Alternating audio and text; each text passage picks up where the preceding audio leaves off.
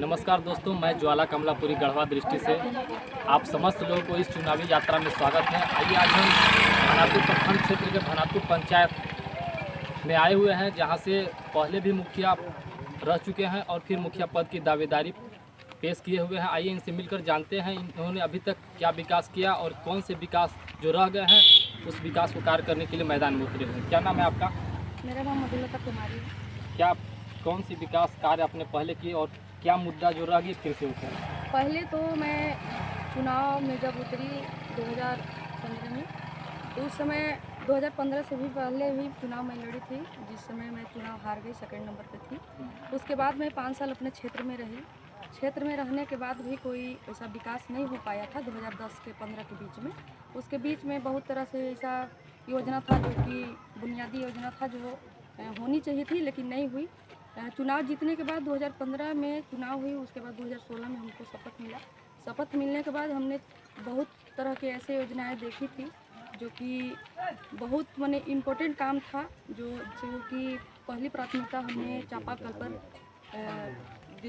दी कि कोई भी बच्चा तक कुआं तक पानी भरने जा रहे थे तो हमको बहुत ही अच्छा ही नहीं लग रहा था कि जैसे हमारे बच्चे उस तरह से सबके बच्चे हैं। तो पहली प्राथमिकता मैंने चापाकल पर दी, जो कि 225 चापाकल बोरिंग करवाए 2015 से लेकर के आज तक। कोरोना काल के कारण हम लोग का लेटर निकल गया था कि 2 साल जो कोरोना काल रहा उससे पहले चापाकल किए, उसके बाद चापाकल का लेटर आ गया था कि नहीं करना है, पीएचडी विभाग से होगा। तो 3 साल में हम 225 चापाकल बोरिंग करवाए। फिर भी अभी बहुत तरह की योजना चापाकल रह गया है जो नहीं कर सके। चुनाव जीतने के बाद निश्चित रूप से हम उस जगह पे हम चापाकल बोरिंग करेंगे, लोग तक सुविधाएं पहुँचाएँगे। दूसरी बात, ये प्रधानमंत्री आवास योजना की जहाँ तक बात है, 2011 के सर्वे में बहुत अच्छी तरह से मेरा सर्वे भनातुर पंचायत में नहीं हुआ था, जो कि 220 ही आवास का सर्वे में नाम उठा था। उसके बाद हम लोग का सरकार की तरफ से निर्देश मिला कि जिसका कच्चा मकान है 2018 में उसका ऑनगोइंग करके ऑनलाइन करके सरकार के घर में भेजना था, जो हमने सरकार के घर में भेजा। 893 आवास का नाम आ चुका है। जो कोरोना काल से पहले 2018 में तो हम फ़ोटो ऑनलाइन किए थे स्वयंसेवक के माध्यम से। उसके बाद लॉकडाउन लगने के कारण मेरा सारा लिस्ट रुक चुका था। अभी लिस्ट आया है, लिस्ट आने के बाद उसमें से 37 लोगों को हमने आवास दे चुके उस लिस्ट से। उसके बाद आचार संहिता लगने के कारण अभी पूरा लिस्ट बंद है और चुनाव होने के बाद सारा लिस्ट जारी होगा और सारे लोग को आवास भी मिलेगा। और जहाँ तक कि पेंशन की बात है तो पेंशन 700 लोगों को अभी तक मैंने करवा चुके हैं। और उसके बाद भी जो बचे हुए हैं, उम्र ऑनलाइन सिस्टम है, 1 दिन भी उम्र अगर कम रहा तो नहीं हो पाता है। 60 वर्ष पूरने के बाद ही पेंशन का कार्य होता है।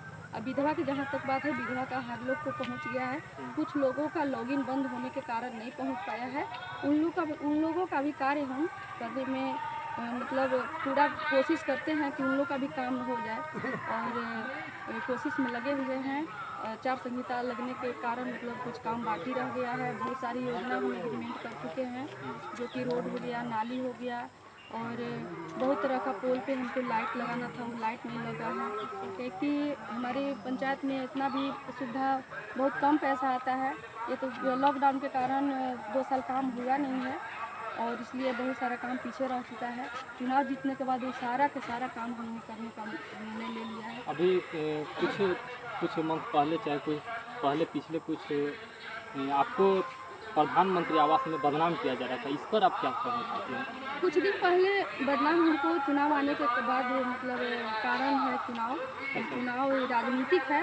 इससे पहले भी 5 साल हम मुखिया थे, उस समय भी इस तरह की बदनामी होनी चाहिए थी, जो कि चुनाव जब आचार संहिता लगा तो इस तरह का मुद्दा उठाया जा रहा है जो कि निराधार है। ऐसा कहीं कोई जिससे अगर पैसा कोई लेने की बात जहाँ तक है तो वो मेरा लाभुक अगर बोलते तो हम मान जाते कि वो लाभुक से हम लिए हैं, वो लाभुक बोल रहा है।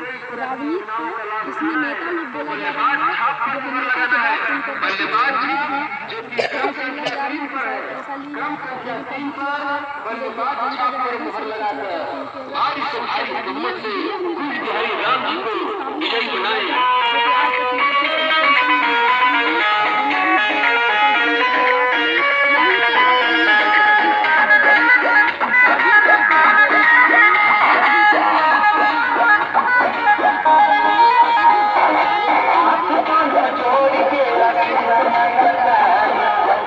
बदनाम करने के लिए किया जाता है?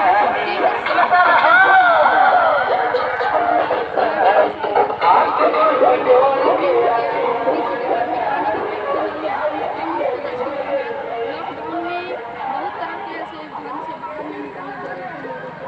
मेरे पास फोन होता था, मेरे घर में चावल नहीं है।